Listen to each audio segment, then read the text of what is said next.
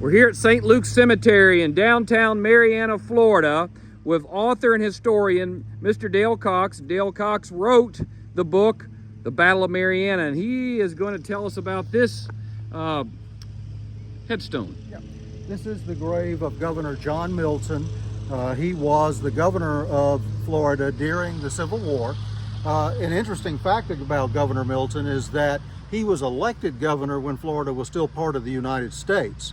So either way you look at it, whether from the Union perspective or the Confederate perspective, Milton was elected under the laws of the United States, and when Florida, prior to Florida's attempted secession from the United States, so he was a legitimately elected governor of Florida.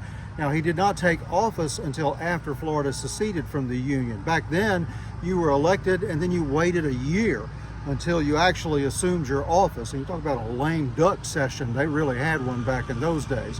Milton was an ardent, fire-breathing secessionist.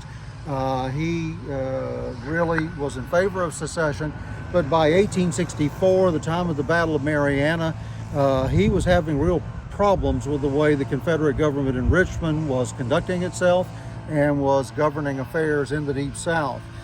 He felt that many families were not being taken care of, that enough troops were not being left in the Deep South to protect it, and that enough food was not being left behind to take care of the families of soldiers, which was increasing desertion, which was leading to the formation of Union regiments in the Deep South, which was causing a big problem and leading to raids like the one that happened here at Marianna.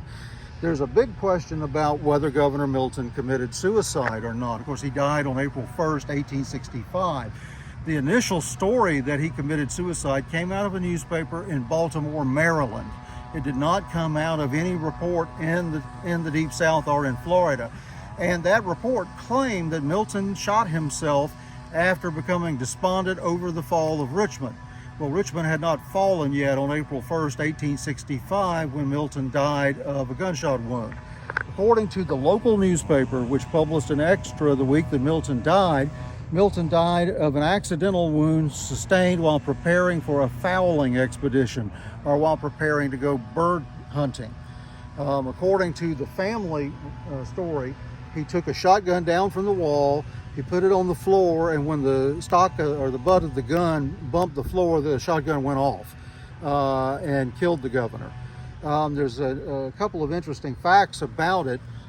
In the 1800s, a suicide victim would not be allowed to be buried on consecrated ground, which St. Luke's Episcopal Churchyard is consecrated ground.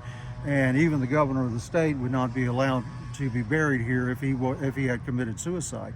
There is no southern newspaper at the time of his death which states that he was a victim of suicide, nor any newspaper at all that's not in the North that says he died of suicide until well after the war. The report originated in the North. The local reports at the time said it was a result of a hunting accident. So it's a controversial statement here in Marianna.